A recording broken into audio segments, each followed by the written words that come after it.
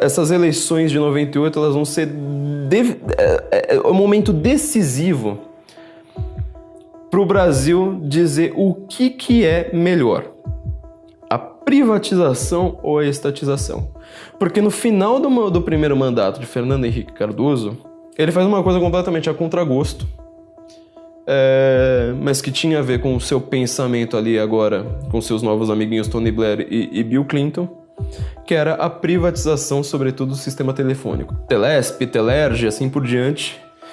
Esse sistema inteiro ele é privatizado, ali no começo de 98. O discurso do PT foi mais do que apocalíptico, quer dizer, ele acreditava que o pobre não teria mais telefone. O problema era, o pobre não tinha telefone. Era um discurso, era um não problema, uma coisa no qual o PT é hiper especialista até hoje. Ele cria um não problema, como por exemplo hoje a desigualdade salarial entre homens e mulheres. Não existe nenhuma mulher em nenhum cargo deste país que ela fala assim, olha, eu tô aqui na mesma função, no mesmo cargo que um colega e eu recebo menos do que ele. Nenhuma, não existe isso. A lei não permite isso. Mas ele tá lá falando o tempo todo disso. Naquela época ele fez a mesma coisa, ele criou um não problema. Ele falou assim, nossa, o pobre não vai ter telefone. Mas o pobre não tinha telefone.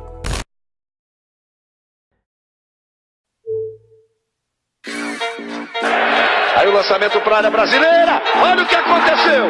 Olha o que aconteceu. Gol!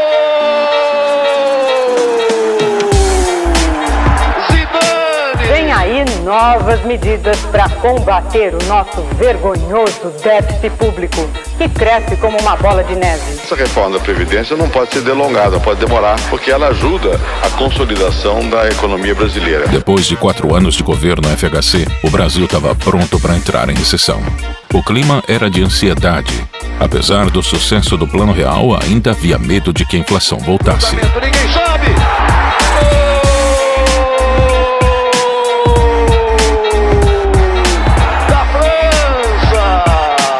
A batalha não seria entre candidatos, mas entre a crise e o real.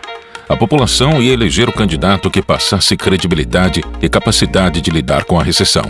No dia 4 de outubro de 1998, o Brasil decidiria mais uma vez entre os dois mesmos números da última eleição, o 13 de Lula ou o 45 de Fernando Henrique.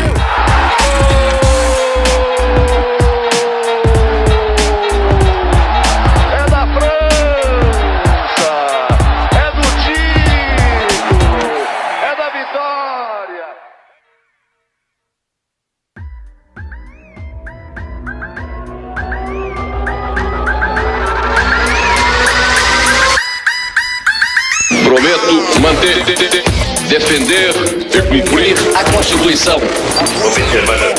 Promover o bem geral. E sustentar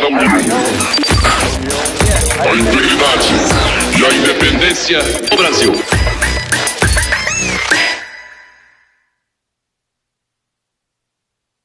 A declaração é do presidente Fernando Henrique Cardoso e foi feita no primeiro dia da visita dele à Suíça. Ele se encontra com empresários e banqueiros para atrair novos investimentos. O principal compromisso do presidente será o Fórum Econômico Mundial na cidade de Davos. Durante os 4 anos do governo de Fernando Henrique, a inflação foi controlada. Empresas de outros países investiam no Brasil e estatais foram privatizadas. Apesar da confiança no real ser baixa, o Brasil parecia estar respirando. O presidente Fernando Henrique fala com otimismo sobre o futuro. Diz que o país está conseguindo driblar os efeitos da crise da Ásia. Entretanto, essa prosperidade era artificial. Para controlar a inflação, Fernando Henrique prometeu conter os gastos do governo, mas não cumpriu. Gastou mais do que poderia e endividou o Estado brasileiro. O resultado dessa brincadeira foi o aumento de real circulando na economia. A partir daí, a FHC tentou controlar a inflação através do câmbio, forçando uma igualdade entre o preço do real e do dólar.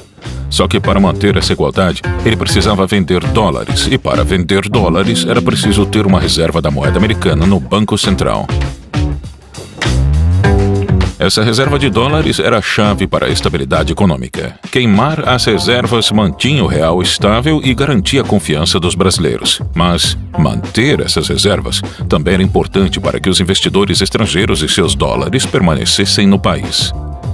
No meio de toda essa instabilidade, a situação econômica brasileira foi agravada pelas crises mexicana, asiática e russa. O problema, segundo os analistas, é que o olho do furacão está na Rússia e na Ásia. Mas os investidores estrangeiros parecem enxergar a instabilidade no Brasil com os mesmos olhos que examinam a fragilidade econômica da Rússia e da Ásia.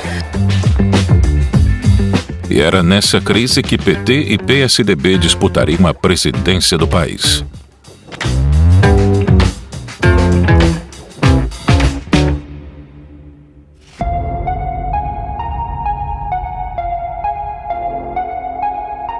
Você sabe que é possível crescer sem inflação. Está na hora de um governo corajoso, que faça a reforma agrária de verdade e que não aceite um brasileiro sequer com fome. O discurso de Lula era cansativo. Era a terceira eleição que o revolucionário socialista gritava as mesmas propostas: revolução agrícola e social e reforma trabalhista. E dessa vez, Brizola, seu antigo adversário, estava do seu lado concorrendo a vice-presidente. Fernando Henrique usou mais uma vez o Plano Real como carro-chefe de sua campanha. Para ele, a fuga de dólares e a recessão brasileira eram em decorrência da crise internacional. É um problema sério e que se agravou bastante por causa da crise da Ásia. Até a crise da Ásia, outubro do ano passado, nós estávamos vendo o Brasil com 4% de crescimento, economia estável na moeda. Os eleitores temiam que a crise significasse a volta da inflação e clamavam pela permanência do presidente, já que ele havia demonstrado competência para terminar com a inflação em 94. Ciro Gomes corria por fora na terceira via, mas ele não teve espaço. Suas propostas focaram no desemprego e na mudança de estratégia para sair da recessão. Não entrou em grandes detalhes e ligou sua campanha à sua experiência administrativa em outros cargos políticos no Ceará. O padrão da eleição passada se repetiu: polarização entre PT e PSDB. Os candidatos do PT, Luiz Inácio Lula da Silva, e do PPS, Ciro Gomes, explicaram hoje em São Paulo por que consideram importante que a eleição para presidente tenha segundo turno. Para eles, isto permitiria um maior debate dos problemas nacionais. De que o debate, muito menos para você saber quem ganha ou quem perde, é para você permitir que a sociedade possa fazer juízo de valores. Isso não se permitiu. O presidente da República, ele não quis debate antes, durante, não é apenas com os candidatos, não. Ele não quis debate com a sociedade brasileira. Naquele ano não houve debate. FHC se recusou a participar das transmissões televisivas para dar atenção à crise econômica que ameaçava o país. E como a legislação eleitoral não permitia debate sem a participação de todos os candidatos, as campanhas de 98 se resumiam ao horário eleitoral gratuito. A estratégia de FHC deu resultado. Há 11 dias da eleição, o presidente Fernando Henrique adverte o país que vai tomar medidas duras. Num discurso de 20 minutos, hoje no Itamaraty, o presidente defendeu a reforma da Constituição e cortes nos gastos. O prejuízo tem de parar. O Estado tem de caber dentro dos recursos que a sociedade lhe dá e tem que utilizá-los da melhor forma possível. Ele foi o candidato que mais apareceu na mídia por ser o atual presidente e estar presente diariamente nos noticiários, enquanto os outros candidatos só apareciam no horário eleitoral. Enquanto o governo tem 10, eu que sou o segundo tenho 1, o Ciro que é o terceiro não tem nada, o Enéas desapareceu. Ou seja, é campanha de um candidato único. Foi uma corrida eleitoral sem grande cobertura da mídia, sem escândalos e sem surpresas. Todos queriam a reeleição. As pesquisas de intenção apontavam a vitória fácil de Fernando Henrique no primeiro turno. Vamos ver o desempenho dos candidatos nas outras pesquisas realizadas até agora. Veja, Fernando Henrique começou com 33, chegou a 49, 47 e voltou a 49. Lula partiu com 28, caiu para 21, subiu a 25 e agora tem 24.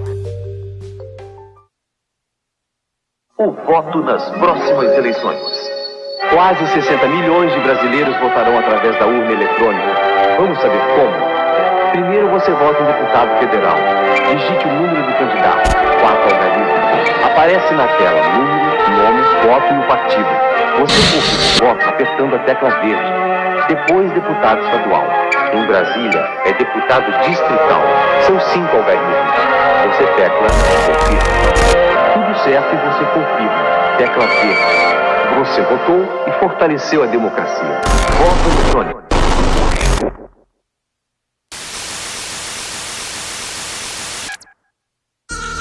eleitor que reelegeu Fernando Henrique com mais de 53% dos votos não apareceu para a posse. Ao pé da rampa do Congresso, o presidente e o vice são recebidos pelos presidentes do Senado, Antônio Carlos Magalhães, e da Câmara, Michel Temer. Fernando Henrique entra no plenário da Câmara sob aplausos. No dia da primeira eleição feita com urnas eletrônicas, o favoritismo se confirmou. O presidente Fernando Henrique se reelegeu no primeiro turno com 53% dos votos.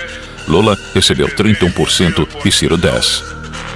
Observar as leis, promover o bem geral do povo brasileiro, sustentar a união, a integridade e a independência do Brasil. Duas condições foram fundamentais para a vitória de FHC: o sucesso do real e a fraqueza e a descredibilidade do seu principal oponente. Em janeiro de 99, FHC desistiu de igualar o real ao dólar e a moeda nacional foi radicalmente desvalorizada. O ministro da Fazenda passou o dia reunido com a equipe econômica. Numa entrevista ao Jornal Nacional, Pedro Malan disse que o nervosismo do mercado é exagerado, mas reconheceu que uma das medidas tomadas para proteger o real não deu certo. Em maio de 99, o PT iniciou uma campanha para derrubar a FHC. As tentativas de golpe aconteceram com 13 pedidos de impeachment ao Congresso. De crime de responsabilidade contra o presidente da República. O regimento autoriza o recurso ao plenário para que a Câmara delibere. Está iniciada a votação. O presidente da República não tem se limitado a paulinar a democracia, tem estuprado a democracia. O estelionato eleitoral de Fernando Henrique Cardoso. E quando o presidente da República ataca o Ministério Público, cometeu crime de responsabilidade, que coagiu o Ministério Público. É público e notório e dispensa provas. Anuncio o resultado. Votaram sim 100 senhores parlamentares. Votaram não 342 senhores parlamentares. O recurso foi rejeitado.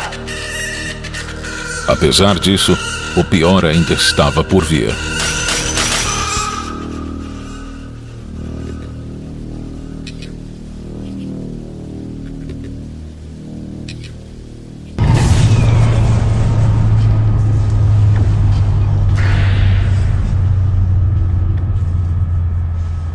Na noite de quinta-feira do dia 11 de março de 1999, mais de 50 milhões de pessoas ficaram sem luz. Um problema na estação de Furnas, em Bauru, cortou a energia elétrica por 40 minutos nos estados de São Paulo, do Rio de Janeiro, Espírito Santo, Paraná, Santa Catarina, Rio Grande do Sul, Mato Grosso do Sul, Goiás, Minas Gerais e Acre, além do Distrito Federal. Até o Paraguai foi afetado. A hipótese de o problema ter sido provocado por um raio foi afastada depois de 6 meses de investigação. O blackout ocorreu por falhas no Operador Nacional do Sistema Elétrico, ONS. A falta de investimento no setor de energia obrigou a FHC a criar uma campanha de racionamento em 2001. O risco de novos apagões ameaçava o Brasil.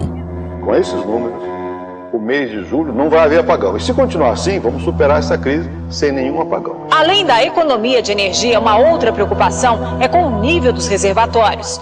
De acordo com a Câmara de Gestão da Crise de Energia, o nível está um pouco acima do esperado pelo governo. E eu quero mesmo anunciar, em 2002, que nós superamos para sempre essa crise. Porque nós continuamos construindo, melhorando a nossa capacidade de produzir energia. Então vamos superar de uma vez por todas. Mas mesmo assim, no dia 21 de janeiro de 2002, o novo blackout atingiu 10 estados brasileiros.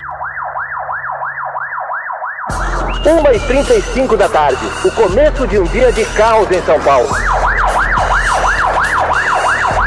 As estações ficaram às escuras, os trens da CPTM e os trólebus também pararam. Resultado, fila para conseguir um ônibus. Com os semáforos apagados, o blackout provocou confusão também no trânsito. As linhas linhas do metrô e da Companhia Paulista de Trens Metropolitanos ficaram interrompidas. A Avenida Paulista, centro financeiro da cidade, ficou congestionada. Luz de velas também no aeroporto de Congonhas, onde os abrigos luminosos foram substituídos por papel. Em São Paulo, a queda foi mostrada ao vivo pelo jornal Hoje, que estava no ar. Temos um problema técnico aqui nos nossos estúdios.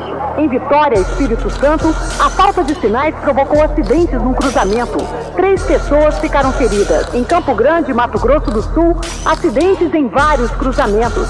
No Rio de Janeiro, o engarrafamento atingiu de uma ponta a outra a Avenida Presidente Vargas, no centro da cidade. Houve tumulto na saída do metrô. As estações foram fechadas. Nós saímos pelo trilho, estão pulando a porta do trem pelos trilhos. Com a falta de luz, muita gente ficou presa no elevador. Nesse prédio aqui, uma senhora está há mais de 1 hora aguardando a operação dos bombeiros. Segundo a direção da usina de Itaipu, o problema não foi na geração de energia, mas na transmissão. 13 das 18 turbinas pararam de produzir automaticamente. Um caos total, né? Caos total.